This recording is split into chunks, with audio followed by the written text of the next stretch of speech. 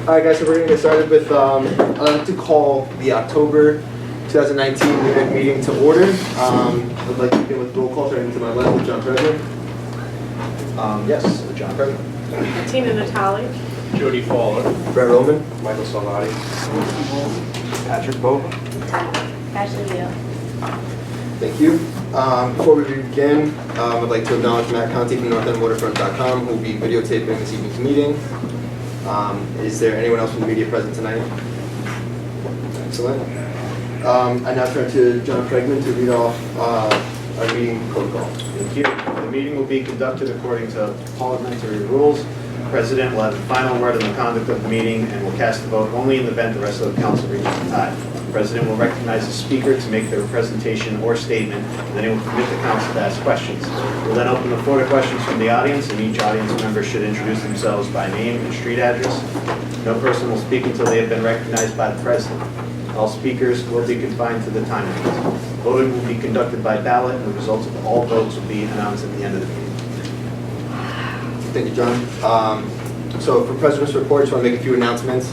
NEWNC is once again sponsoring trick-or-treating in the North End, Wednesday, October 31st. It's going to begin at 3:30 p.m.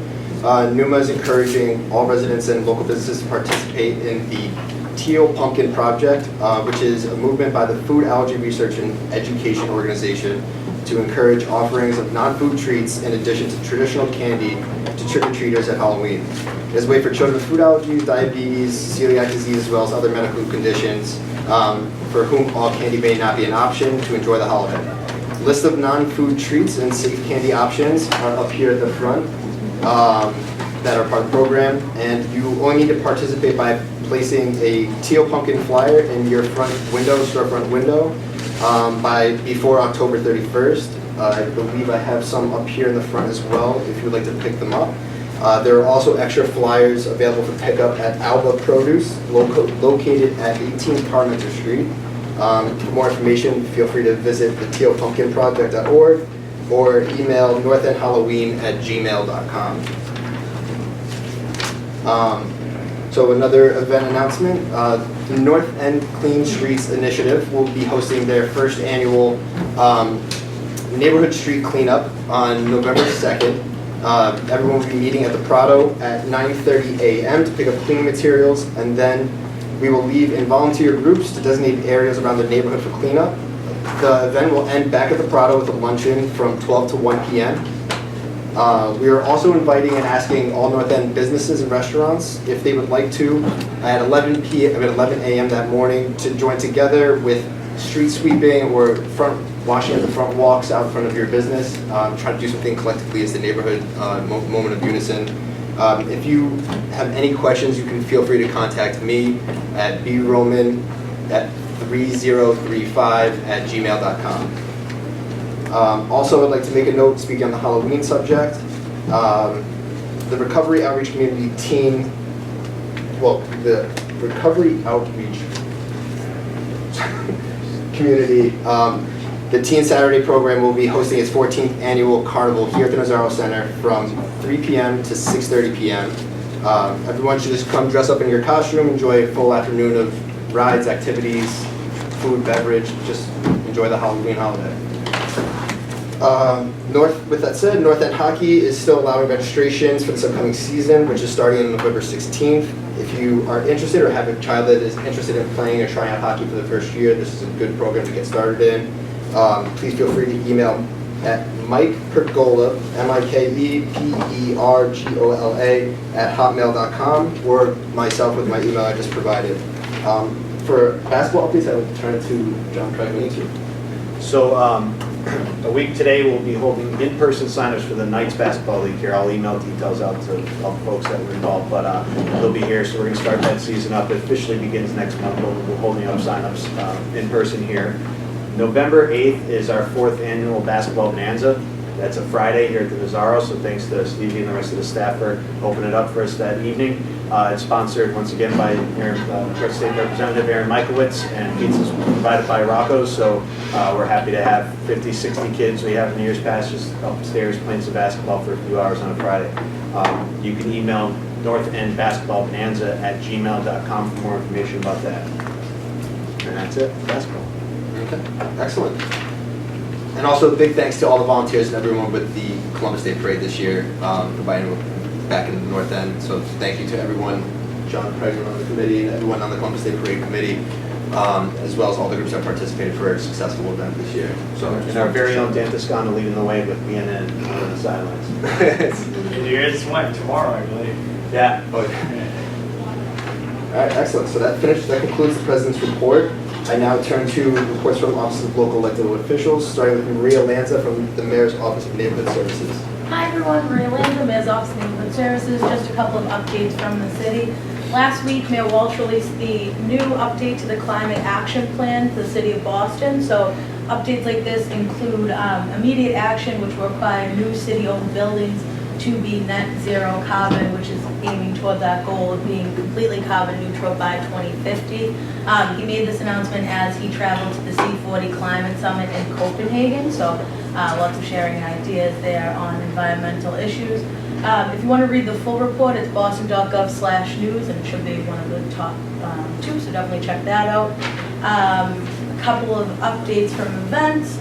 Parcel 2, so there's currently been 3 meetings from the BPDA, Mass DOT, and the Greenway Conservancy about the Parcel 2 park redesign. So this is the park on North Washington Street that's right between the North End and the West End.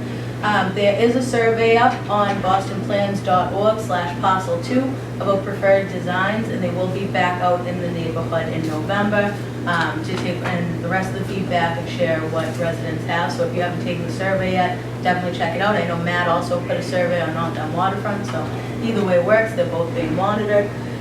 This Saturday, Mayor Welsh will be cutting the ribbon at the brand new Elliott School located at 585 Commercial Street. So obviously this completes the 3rd Elliott School building that now comprises of the Charter Street campus, the Salem Street campus, and now 585 Commercial Street, which is the upper school. So the celebration will be from 12 to 3 after school all day. So it's interactive. You can do tours. There'll be games and food and everything. So definitely stop by. And the ribbon cutting and speaking program will start at 1. Then lastly, based on some issues within the past month, based on needle and shops disposals, myself partnering with Councilor Edwards' office and some of our local healthcare providers like New Health are organizing a shop safety talk, and this will be on October 29th. That'll be in both schools, so for St. John's School and the Elliott School. Just some tips and tricks for kids, to keep your eyes open and what to do when you see a shop and how to report it.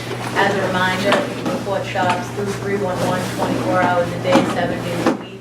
It is helpful if you do the 311 app, you can take a picture exactly where they are, locate them, and send them out. The shops team works 24 hours a day, and so your request will be fulfilled. So we encourage people, if you're seeing actual drug activity like exchanges or usage in real time, that's when you should call 911. But for just shops, please use 311 either by calling or on the app or on the website as well. That's it. Thanks, Mark. Thank you, Maria. Moving on to Mike Benetti from Councilor Edwards' office. Hey everyone, Michael Benetti from Office of Boston City Council, Lydia Edwards.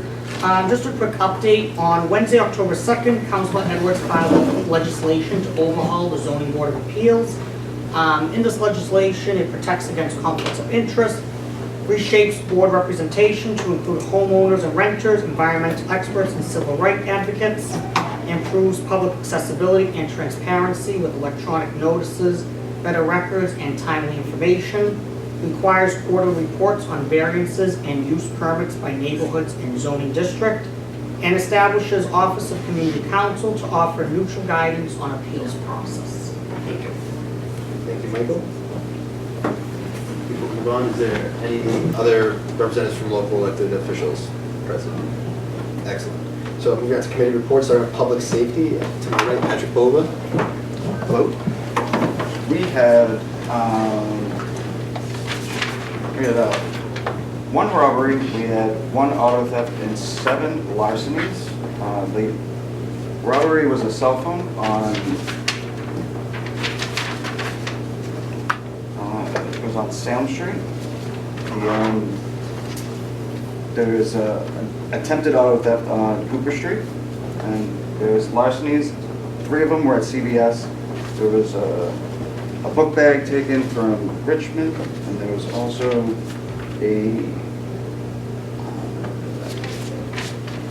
there's also packages from Michelangelo Street and another street stolen from the stoop.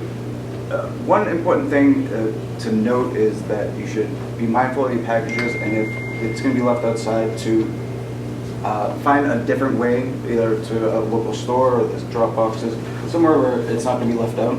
It's important. And I think that's about it. Thank you, Pat. So, just to elaborate on what we had also said, with the needle incidents that have been occurring or findings that have been occurring recently.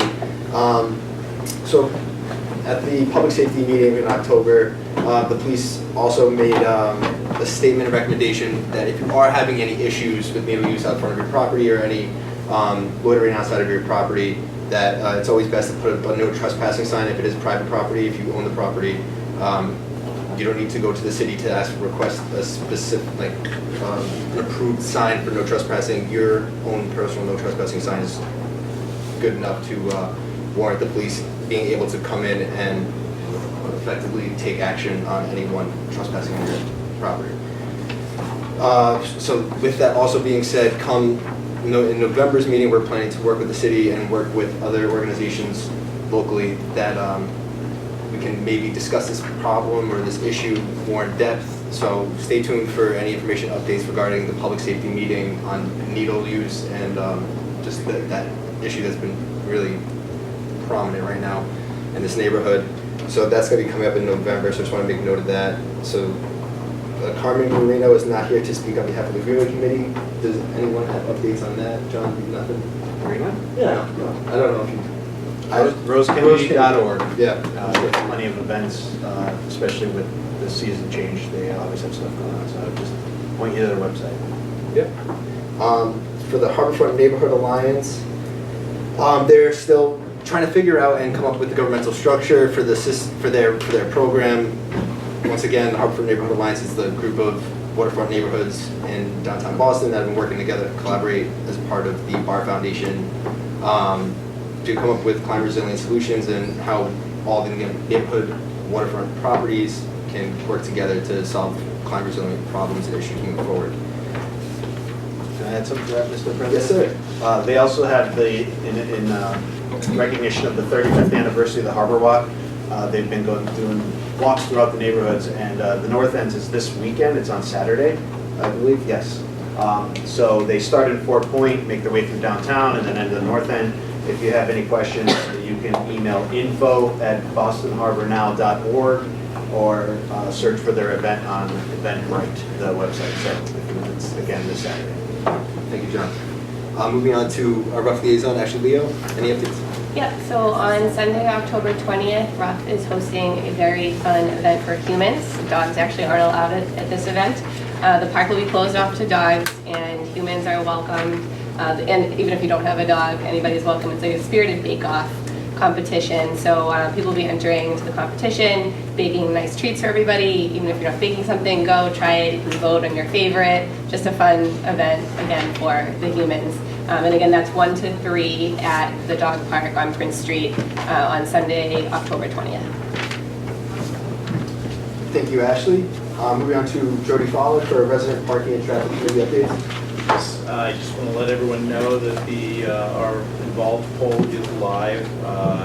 You can go to the Facebook page, and the poll is up on what allow you to identify priority issues related to parking and or traffic that you would like us to address with our community leaders. Thank you. And please, there is an option in that poll that other, I do want to see creative ideas and what people are really concerned about, what solutions that they have. So if you are a resident and you see the poll, if you would like to take the poll, if you have any suggestions or anything like that that you want to just make a statement to the council about and put it in our ears, we'd love to hear from you. So please feel free to fill out that poll and help us out here with that.